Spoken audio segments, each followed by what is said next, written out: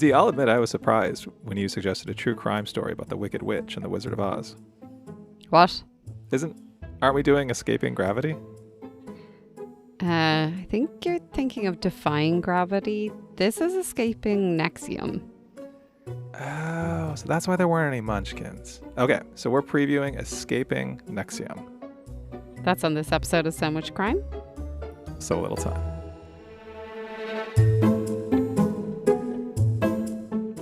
Welcome to So Much Crime, So Little Time. I'm Jeff. And I'm Dee, and in this episode we'll introduce you to Escaping Nexium from CBC. If you haven't listened to Escaping Nexium, that is great. This is one of our preview episodes. Here we only discuss episode 1 and introduce the series. No spoilers for what's to come. We'll also put a link to Escaping Nexium in our show notes. In our next episode, we'll discuss the whole series, but right now we just want to decide if this is a crime that's worth your time. Before we get into the story, Dee, let us hop in the time machine. Doo-doo-doo. This crime happened over a bunch of years, but in this first episode, we learned that the cult leader we're going to talk about was arrested on March 26th, 2018. So we're going to focus our time machine on March 26th, 2018. Excellent. Okay, Jeff. To start us off, I'm going to take charge, and I've got 5 quiz questions. Are you ready? We're ready. talking about movies. Talking about the top movies in the United States, March 26th, 2018. Okay. Which film topped the US box office during the weekend of March 25th, 2018? I have the option of giving you 4 answers to choose from, or you can, be brave and try to figure it out yourself. I'm going to go with the options, please. Okay. A, Black Panther. B, Pacific Rim Uprising. C, Tomb Raider. D, A Wrinkle in Time. Okay, so I saw 2 of these movies. Which ones did you see? Tomb Raider and Black Panther? Black Panther and A Wrinkle in Time. Oh. We actually, side note, I had never read Wrinkle in Time somehow, even though it was a classic book that I just missed. So we listened to the audiobook as a family together in the lead up to the movie because it was one of my wife's favorite books. That's and then cute. The movie was real underwhelming. Often the case. I'm going to guess Black Panther. Mm-mm. Really? Mm-hmm. So during the weekend of March 25th, 2018, Pacific Rim Uprising led the US box office with 28.1 million in earnings, surpassing Black Panther, which had been the top film for 5 consecutive weekends. All right, that was a twist. Okay, question 2. Superhero milestone is the category we're in. Which superhero film became the highest grossing superhero movie of all time in the US by March 2018? Highest grossing of all time by March. Mm-hmm. Do you want me to give options? I want it. Okay, yeah, let's do options. A, The Avengers. B, The Dark Knight. C, Black Panther. D, Avengers Age of Ultron. Oh, wow. Those are all movies I might have guessed, and I don't know which one it is. I'm going to guess... I feel like when Dark Knight came out, that made all the money. I'm going to say Dark Knight. Black Panther. Because in March 2018, Black Panther had surpassed The Avengers to become the highest grossing superhero film in US history, achieving over $1 billion in global box office earnings. Okay. All right. Not my day. Indeed. Okay. Question 3. The topic is fantasy adventure. Which film released on March 9th, 2018 is based on a novel by Madeleine L'Engle and features a young girl traveling through space and time? A Wrinkle in Time. Ding, ding, ding. Released on March 9th. Question 4. Are you ready? You having fun? I'm ready. Okay, musical drama is next. Your favourite. Which film, released on March 16th, 2018, is a musical drama inspired by the life of a Christian singer-songwriter? A Christian singer-songwriter. Mm-hmm. Have a hint? It's not Black Panther. But is it the Avengers? I Can Only Imagine, Love, Simon, Tomb Raider, Game Night. Tomb Raider is such a funny option there. Lara Croft fights evil people by day. Wait, these are actually Christian the choices you're giving me? by nights. Yeah, Tomb Raider was option C. Love Simon. I Can Only Imagine was the correct answer. It's a musical and drama inspired by the life of Bart Millard, the lead singer of the Christian band Mercy Me, and the story behind their hit song of the same name. You lost me in so many ways on that question. Next is horror sequel. Which film, released on March 9th, 2018, is a sequel to a 2008 horror movie involving masked assailants terrorizing a family? Do I have choices? Pacific Rim Uprising, Death Wish, Red Sparrow, The Strangers Pray at Night. The Strangers Pray at Night? A sequel to The Strangers. Wow. Okay. Well, that was a wild There you guess. go. So I got 2 1. out of 5? No, I got another one. A Wrinkle in Time. Yeah. And I got that last one. Oh yeah, 2. That 1 plus Okay. 1. In fact, Not my equals best. 2. Indeed. All right. This was a song that went to number 1 in the US. It also went to the number one in Ireland. It went to number 1 in a bunch of countries. And my fun fact about this song is the artist behind the song, when asked, said that they thought this would become their yesterday. Referring to the Beatles yesterday. Okay, that's your clue. Here are the lyrics. I found a love. Oh, Ed Sheeran. What's the name of the song? We were just kids when we fell in love. That one?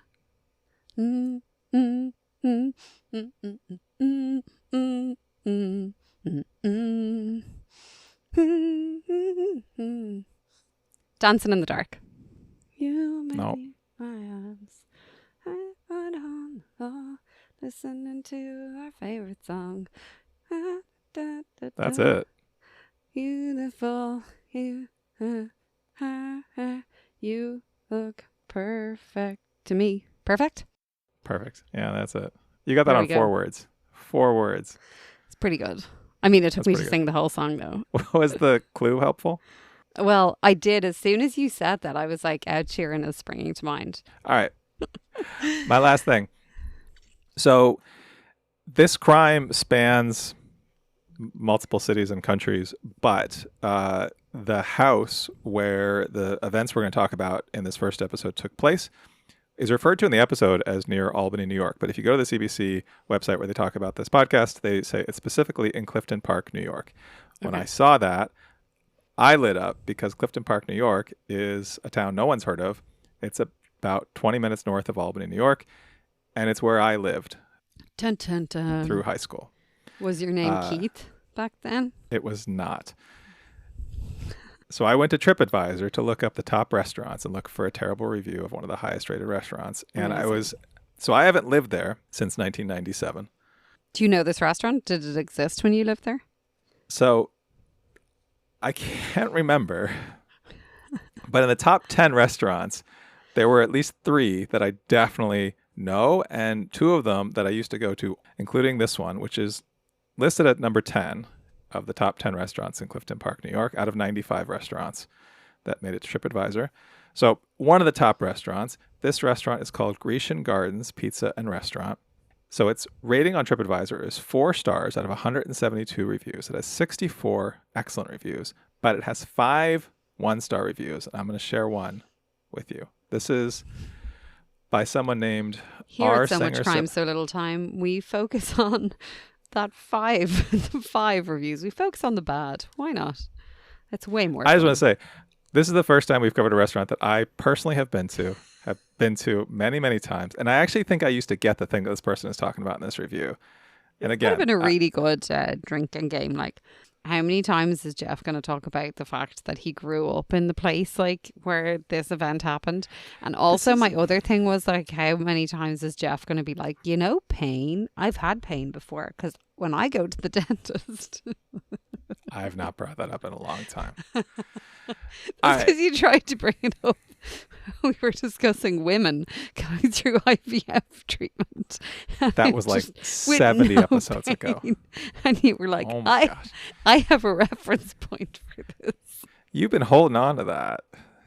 know, I was thinking about it today as I was preparing my notes. I was like, I wonder, is Jeff going to be like, you know what pain is really sore? Tooth pain. Oh, because this one's about women in pain. Okay, well, we're going to get there. All right, before we get there, let me read this review. So again, this is from someone named rsanger789. They have contributed 7 times to TripAdvisor. 1-star review for Grecian Or Gardens singer, Pizza and did you say? R Sanger, Senger. R Sanger. R 789. And the headline is, and this is from January of 2019, so somewhat close to when this crime took place. The headline is, Chicken Parm was like cardboard and flavorless. Bit of a spoiler in that headline, just let you know. Here it goes. My son and I came here on a Wednesday to have their chicken parm, since we heard it was a $7.99 special. Maybe that should have been telling. Yeah, a little bit of a sign of what's to come. It looked great when it first came out, but beneath the nice display of sauce and cheese,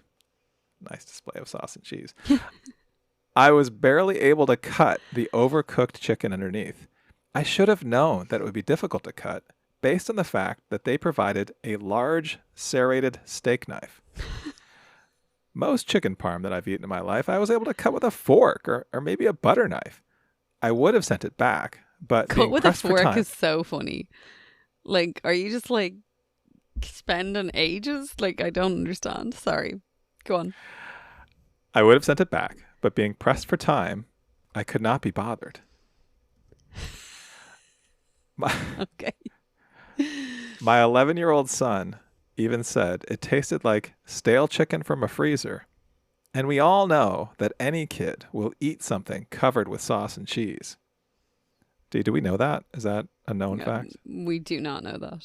To make matters worse, when I brought it to the attention of our server, I guess they had time to bring it to the attention now, she simply said, I'm sorry to hear that.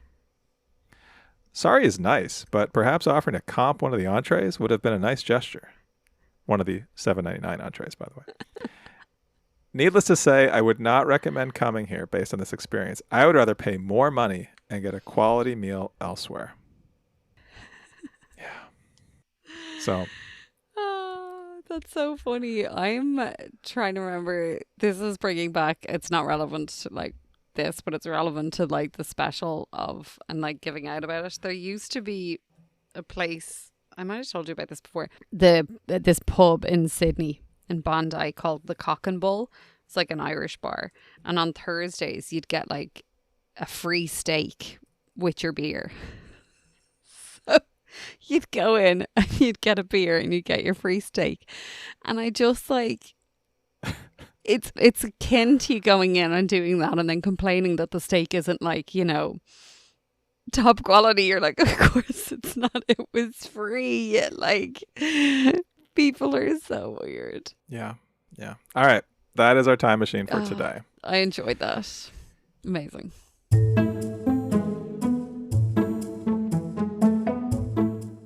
While you're in a restaurant that you've gone to purely because there's been a really good deal on some sort of meal, and you're waiting for that meal to come out, and you're kind of getting impatient because you're that type of person, the best way to temper that frustration you're feeling is to go to patreon.com/so much crime, so little time.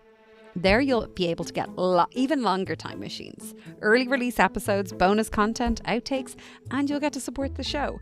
So that frustration will die down, the calm, the joy, the patreon.com/so much crime, so little time will fill your heart with as you wait for your mediocre meal to arrive.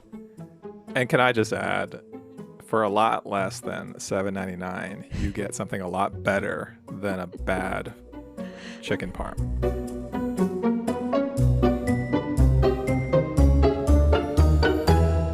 All right, Dee, let's talk about Escaping Nexium. So Escaping Nexium was released in 2018. The host is Josh Block.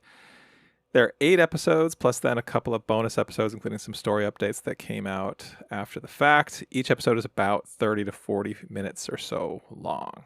What happened in that first episode we listened to? Okay, so we meet Sarah Edmonson as the episode starts. She's just escaped a cult. We learn a little bit about the cult. It's called Nexium. That's spelled Nxivm. It's basically about self-improvement, but sounds more like a multi-level marketing scam. Then we hear about Sarah's initiation ritual that involves a group of women getting branded with a cauterizing iron. No, you did not mishear me there. This episode is as wild as it sounds. So let's jump in. Jeff, where do we start? Real brief at the top, I just want to acknowledge the opening of this episode. We don't always do this, but I do think it's an important thing to focus on. The very first minute or two of this, the way it kind of sets the scene is we hear Sarah. She's talking at the start, and she's talking to Josh, our host. We learn that they were childhood friends who have just reconnected, and they're kind of catching up on their lives while their kids are playing, I think, at a playground. And he says, "Oh, I work at CBC," and she says, "I just left a cult." And that's a great opening. That's a great opening. I thought, from the start, an effect, we learned so much in so little time that I really appreciated that was the way we began. We spoke about this a little bit with the Lords of Death podcast, where the host, Thrasher Banks, is interviewing his mother a lot of the time. And I feel that the connection between Josh and Sarah is immediately clear. She seems to be extremely comfortable being open and honest and frank with him, which I'm sure if this was someone she didn't know, it would just land differently. It would come off surely a bit more stiff, maybe. I don't know.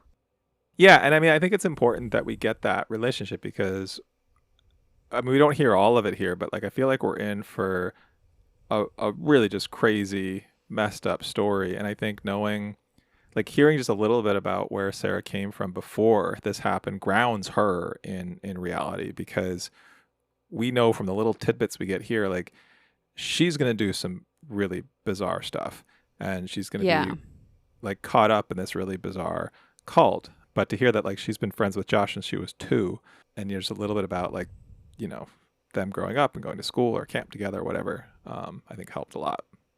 Well, I also think though, Josh brings in I'm not surprised that Sarah was so good at, establishing her own whatever SPN center in Vancouver. ESP, sorry. Didn't they call themselves SPNs though? And XPNs? Yeah, SPNs were people in it, but it's Executive Success Program is the acronym. So the ESP center that she set up was really successful, and then he throws in this isn't shocking to me, she was a hustler even in school. She would have been getting people to pay for her to put things in their hair and stuff like that. I feel there is a level of scrutiny is the wrong word, but there's a level of credibility to not her story because he wasn't there, but to her person, to who she was fundamentally, at least when she was between the ages of 2 and 20 or 21 when they knew each other quite well. Something like that, yeah. It feels to me like that adds some sort of, I don't know, strength in their discussion and in her as the main narrator, because she is the main narrator in this first episode. There's kind of 2 halves to this episode. There's the first half where we get sort of this background on the cult. We learn about ESP. We learn about these SBNs, these XBNs. We learn about Lauren Salzman and Keith Raniere. So these are 2 kind of high-level people. Keith is the kind of head of this group.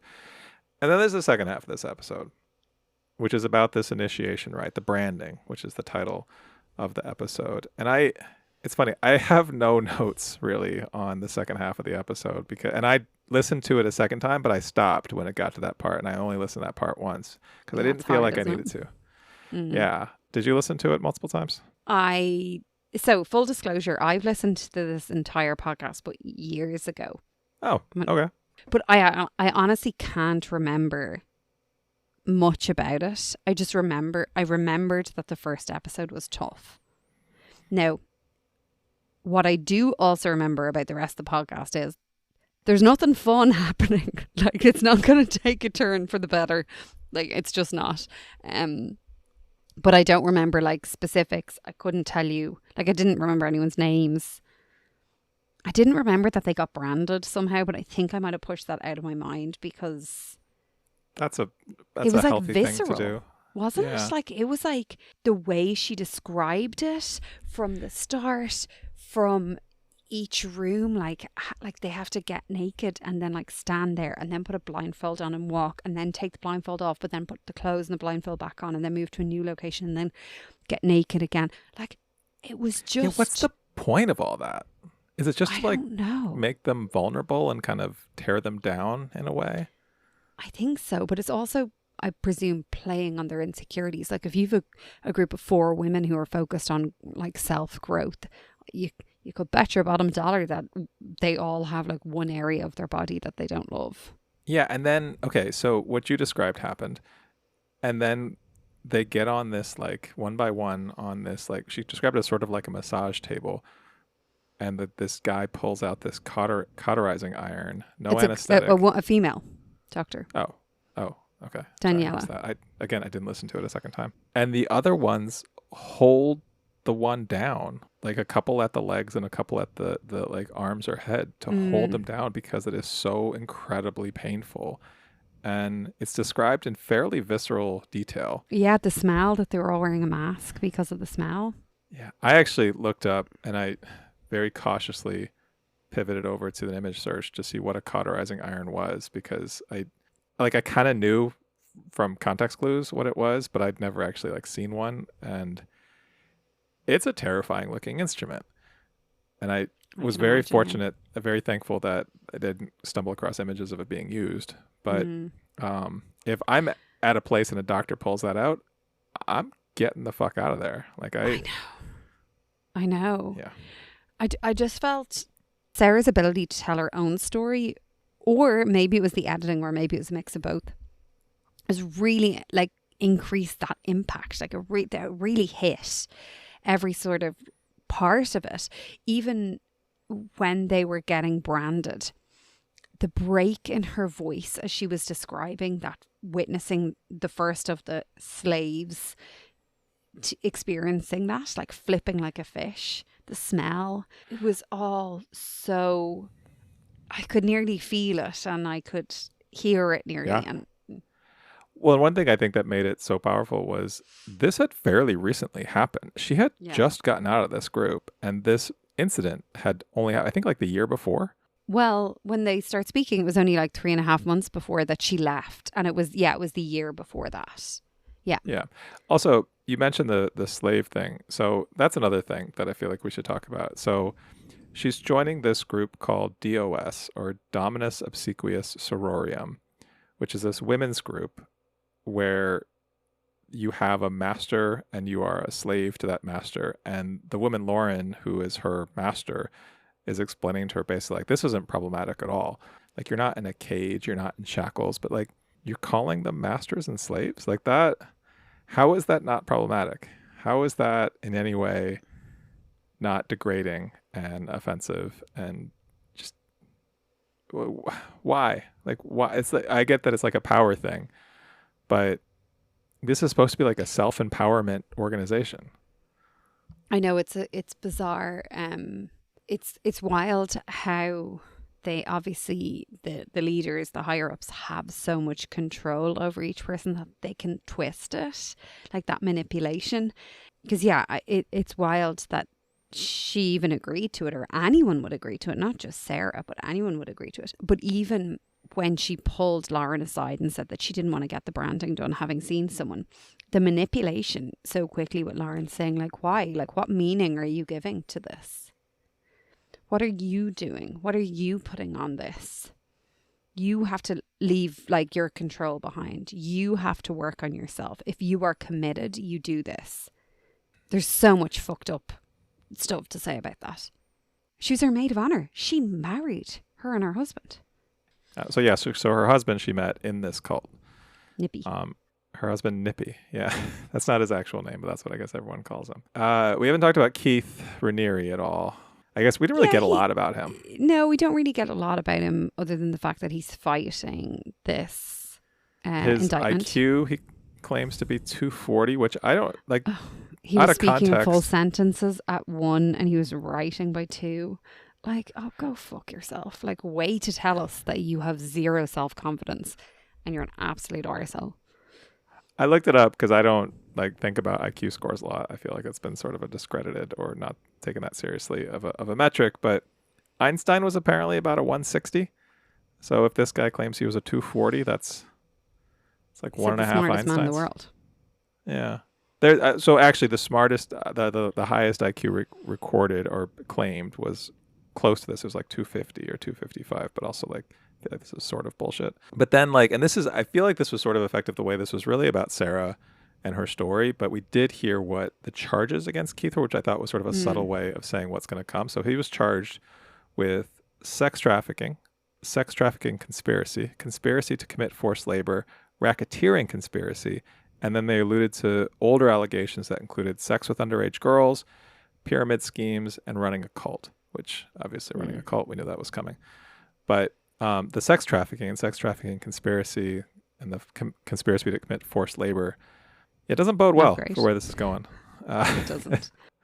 I think it's, I presume what's really going to stand out throughout this is Sarah's story. I presume that's what we're going to hear about most of the way through. Be interesting if they got Lauren. I presume she's not going to come on to talk.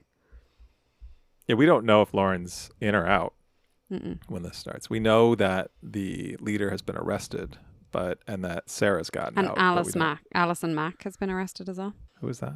That's the house they went to for the branding. Do you remember she was in Smallville and she was Alex Mack who wears a hat?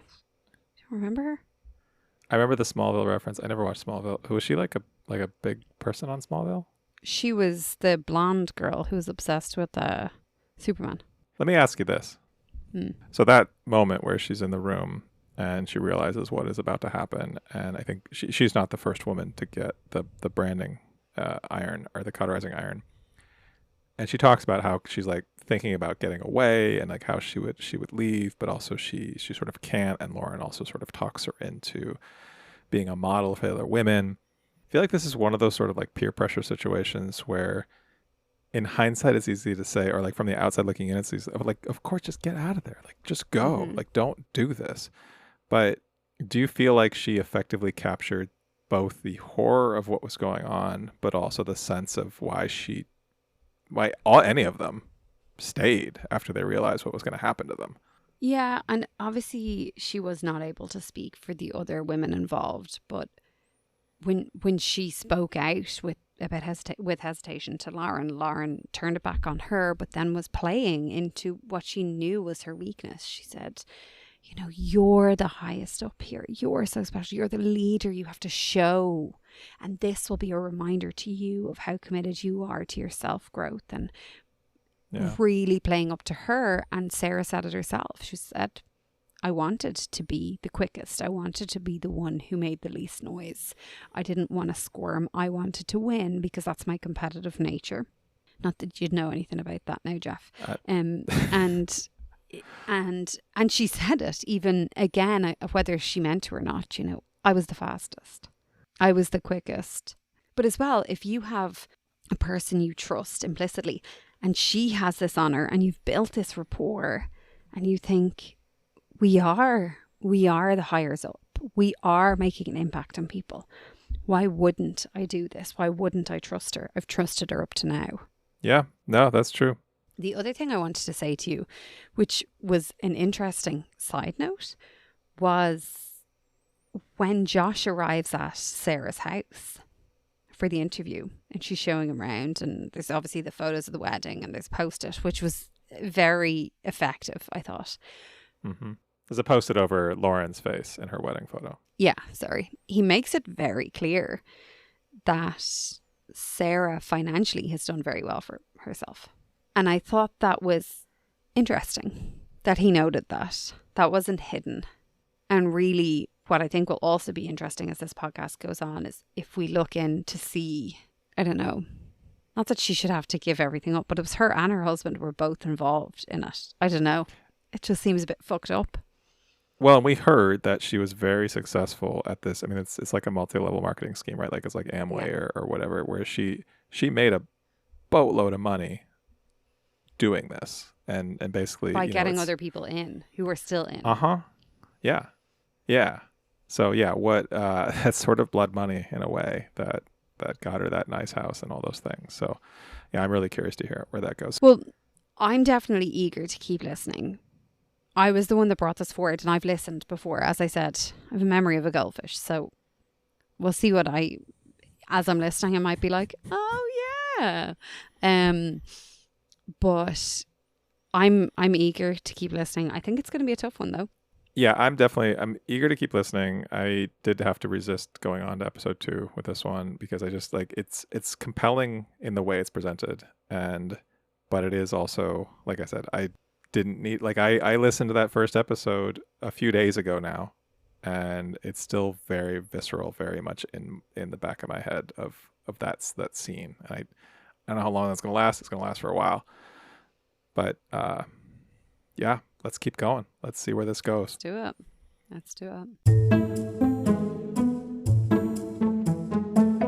Before we go, just a quick reminder, if you enjoyed our discussion, if you are enjoying our show, definitely go on to Spotify, go on to Apple, leave us a comment. You know, I don't know about you, Dee. I found myself leaving comments on other podcasts I like more since we've been asking other people to do it. And it really helps more people discover the show. And it's a great way of letting us know what you think, whatever your feedback is. Same thing goes for leaving a rating, 5 stars on Spotify, on Apple, wherever you're listening. We do really appreciate that. And last but not least, definitely tell some more people about the show. You know, if you see us on Instagram or TikTok or YouTube, you know, send those links out, forward them to people. We really appreciate it. Thank you. Thank you. Next time, how did Sarah get so deep into Nexium? And how did she bring it all down? We're discussing all of Escaping Nexium. That's on the next So Much Crime. So Little Time.